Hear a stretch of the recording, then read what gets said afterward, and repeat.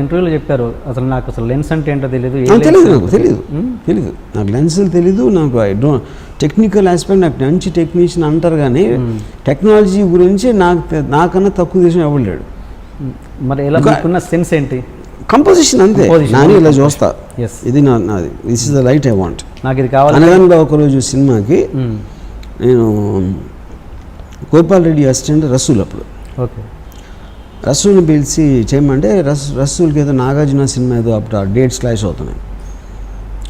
అప్పుడు సరే ఆ తర్వాత ఒక still photographer, continuous still photographer పనిచేసి ఉన్నాడు. ఆడొచ్చి నన్ను కలవడానికి, నువ్వు చేస్తావా కెమెరా అన్న అంటే నేనేంటి సార్ మీకంతా కెమెరా ఉంది, ఫోకస్ పెడితే వస్తుంది, లైట్ బాగుందో లేదో కంటితో చూస్తే తెలుస్తుంది, అంతకని ఏంటి కెమెరా అన్న అంటే ట్రై చేస్తాను సార్ అన్నాడు. ఆయన పెట్టి తీసింది సినిమా అనగనగా ఒకరోజు.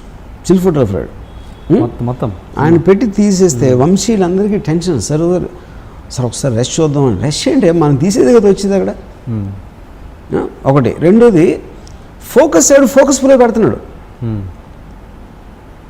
హ్యారీ కెమెరాకి ఒక ఫోకస్ పుల్ ఉంటాడు, ఆడ టేప్ ఏదో పెట్టి కొలిసి ఆడ ఫోకస్ పెడతాడు, కంటితో చూసేది వస్తుంది అక్కడ. మళ్ళీ నువ్వు ల్యాబ్లో ఏంటి చూసి తెలియ అయిపోయింది సినిమా. అంటే ఏముంది ఫోటోగ్రఫీ అని చెప్పారు. ఫోటోగ్రఫీ బాగుందా, ఊర్మిళ అందంగా ఉందా, అది కూడా తెలియదు డిఫరెన్స్. ఫోటోగ్రఫీ అనేది ఒక సమ్ టోటల్ ఎఫెక్ట్ ఉంటుంది. మీకు లొకేషను, అమ్మాయి ఎలా ఉంది లేకపోతే అబ్బాయి ఎలా ఉన్నాడు, వాళ్ళ మేకప్, కాస్ట్యూము, ఆర్ట్ డైరెక్షన్, ఇలాంటి రకరకాల ఇమేజెస్ అన్నీ కలిపి రికార్డ్ అవుతాయి కెమెరాలో. మీకు ఇమేజ్ నచ్చినప్పుడు ఫోటోగ్రఫీ కెమెరామెన్ ఏం చేస్తున్నా ఎట్ట తెలుస్తుంది ఎవరికైనా అసలు? సో బేసిక్ డిఓపి అనేది ఒక బిగ్ మిత్. అది ఇప్పుడు డైరెక్ట్గా సినిమాటోగ్రఫీ అంతకన్నా పెద్ద లై అనేది లేదు అసలు ఇండస్ట్రీలో. సో లైటింగ్ సెన్స్ అంటే ఏముండదు, మీ కళ్ళే సెన్స్ అని, మీకు చూడటానికి బాగుందా లేదా అనేది సెన్స్, ఇంకే అంతగానే ఉంది. అంటే మన కెమెరా లేదు కనబడ్డదు అదేంటి అంతే. అప్పుడు అట్లీస్ట్ ఫిలింలో చేసినప్పుడు అది తెలియదుగా, తెలీదు, ఎలా తెలుసు అది చెప్తున్నా. ఇప్పుడు ఫర్ ఎగ్జాంపుల్ ఇదే సినిమా ఉంది, గోపాల్ రెడ్డి అంతకుముందు అన్ని సినిమాలు తీశారు ఆయన. శివ ఫోటోగ్రఫీ ఎందుకు డిఫరెంట్గా ఉందంటే నేను చూసే విధంగా తీసారు, అంతకనే లేదు అక్కడ. నాకు తెలుసు ఆ కెమెరా, నేను ఎప్పుడు షూటింగ్ సెట్లోకి రాకుండా గోపాల్ రెడ్డి స్టైల్ అంతా ఎలా మారుస్తాను నేను, ఎందుకంటే నాకు క్లారిటీ ఉంది కాబట్టి. నాకు నాగార్జున ఫేస్ మీద ఒక షాడో కావాలి, ఇలా వచ్చినప్పుడు ఒక లైట్ పడాలి, ఇలాంటివి నేను చెప్తున్నా. ఏది కామన్ సెన్స్తో, అంతేగాని బ్యాక్ లైట్ బెటరా, ఫ్రంట్ లైట్ బెటరా, లేకపోతే ఎక్కడ ఫిల్లర్ ఇవ్వాలి, ఏం గ్రేడ్ ఫిల్టర్ వేయాలని నేను చెప్పలా. నాకంటే ఏం కనిపించిందో అదే వచ్చింది సినిమాలో. ఓకే, అంత సీనియర్ కెమెరామెన్తో మీరు వర్క్ చేసిన ఫస్ట్ టైం, మీరు ఫస్ట్ డైరెక్టర్ అప్పుడే, అప్పుడు ఏమన్నా మరి ఆయన థాట్స్కి మీకు క్లాషెస్ వచ్చాయా? ఎందుకంటే నేను అంత క్లియర్గా చెప్పగలిగాను నేను. ఇప్పుడు అంత గోపాల్ రెడ్డి గారు కూడా ఆ టైంలో చెప్పారు, ఇంత క్లారిటీగా నేను ఎప్పుడు ఏ డైరెక్టర్ నాకు చెప్పలేదు ఏం చేయాలి షార్ట్లో అనేది. ఎందుకంటే నేను ఆల్రెడీ నా మైండ్లో చూశాను ఇలా ఉండాలి షార్ట్ అని. Okay okay. అండ్ శివ పాటలో తేజ గారి పార్ట్ చాలా ఉందని నాకు నిజమేనా? పార్ట్ మీన్స్ అదే కొంచెం అంటే ఒకసారి మీటింగ్లో తేజను నా తర్వాత శివాకి ఎవరికైనా పేరు రావాలంటే తేజకి కూడా చెప్పారంట, నిజమేనా? ఇప్పుడు పార్ట్ అంటే తేజ నేను చాలా క్లోజ్గా తిరిగేవాళ్ళం. శివ మేకింగ్ ముందు ఇద్దరం చాలా క్లోజ్గా తిరిగేవాళ్ళం. ఆ డిస్కషన్స్లోని వాటిలో నేను ఇది అంటే ఒక సీన్ చెప్పడంలో కానీ ఇలాంటి వాటిలో నాకు తెలిసిన అందరిలోకి తేజకి ఎక్కువ ఉండేది నాలెడ్జ్. కొంచెం అంటే is not very educated guy, కాకపోతే కొంచెం ఒక ఇంగ్లీష్ సినిమాలు కొంచెం ఎక్కువ చూడటం కానీ వీడియో విసిఆర్లో అట్లా మీ ఇద్దరం కలిసి చూసి ఆ షాట్ ఎట్లా తీసుకుంటారు, ఈ డిస్కషన్స్ ఎక్కువ నాకు తేజకి ఎక్కువ జరిగాయి. యూనో, అండ్ ఒక డెడికేషన్ తోటి ఇప్పుడు శివ డిజైన్స్ అని తన ఐడియాస్, ఏది మన పోస్టర్ డిజైన్స్, తను ఒక యాడ్ ఫిలిం బుక్స్ తీసుకొచ్చి నాకు చూపించి, ఈ షాడోలు సిల్వెట్స్ లాంటివి పెడితే బాగుంటుంది ఒట్టి ఆర్టిస్టులు అంటే ఆ టైంలో ఒట్టి యాక్టర్స్ ఫేస్ పెట్టారు, కాన్సెప్ట్ అనేది ఉండేది కాదు. అప్పుడు తనకు యాడ్ బుక్స్లో డిజైన్స్ చూపించి అది నేను ఇంప్రెస్ అయ్యి నేను ఇన్సిస్ట్ చేశాను, నేను నాగార్జున చూపించి ఇలా చేద్దాం డిజైన్స్ అని. సో క్రియేటివ్గా నాకు చాలా he use to give me lot of feedback. Chain thought కూడా తనది అంట, నిజమేనా? మీద అది మీద తంద చైన్ థాట్ అంటే ఏంటి? చైన్ క్లోజ్ షాట్ శివ అనేది టైటిలే దీని మీద వస్తుందిగా పోస్టర్. అది ఆ చైన్ ఆ సీన్ తనదా మీద సీన్ అది అదే కాలేజ్లో వాడేది అది మీద. కానీ అప్పుడు మేము డిస్కస్ చేసినప్పుడు ఏదన్నా తను చెప్పి ఉంటాడా ఇవ్వండి, ఎందుకంటే మేము చాలా డిస్కస్ చేసేవాళ్ళం. అంటే ఒక పర్టిక్యులర్ థింగ్ నాది తంది అనేది నాకు అంత క్లారిటీగా గుర్తులేదు.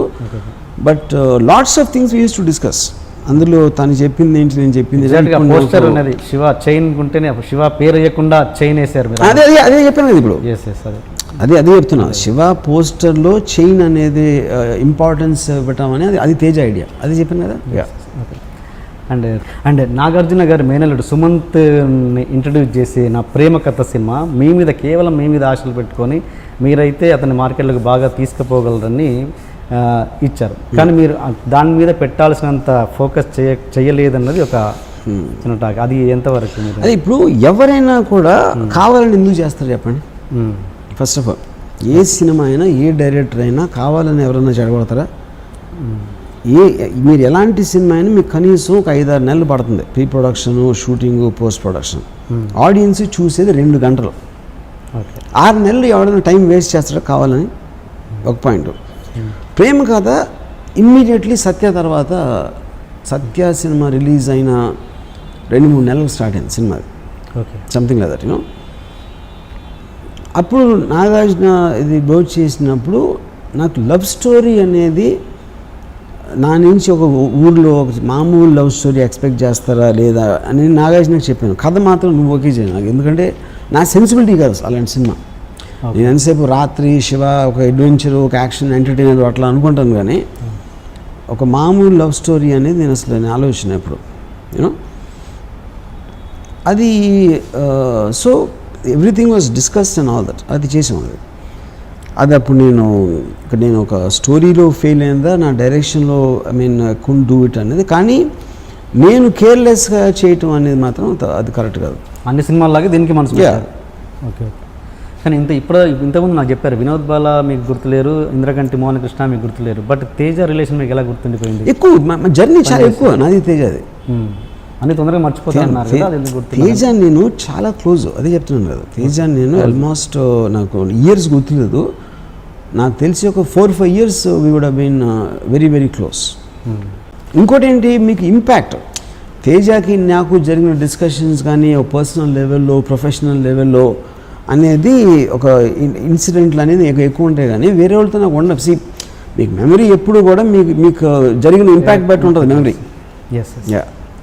అండ్ సో అలాంటప్పుడు ఆబ్వియస్లీ మీరు ఒక దేవుడు ఆస్పెక్ట్, సోషల్ ఆస్పెక్ట్లో ఇప్పుడు కంట్రీ, దేశభక్తి. నాకు దేశభక్తి లేదు. నా పక్కింటోడు అంటే నాకు ఇష్టం ఉండదు. ఇంక దేశం అంటే ఏంటి ఇష్టం? సో నాకు I know the aspect of it, దానివల్ల నేను అట్లా మాట్లాడతాను. తెలియకుండా ఊరికనే ఒక ప్రోగ్రామ్ రోబోస్ లాగా ఇలా అయితే ఇక్కడ దండం పెట్టాలి, అక్కడ నమస్కారం పెట్టాలి, ఇక్కడేమో అదేంటి జనగణమన వస్తే లేచి నుంచోవాలి అనే ఒక ప్రోగ్రామ్డ్ షీప్ మెంటాలిటీ నేను అసలు కేర్ చేయను.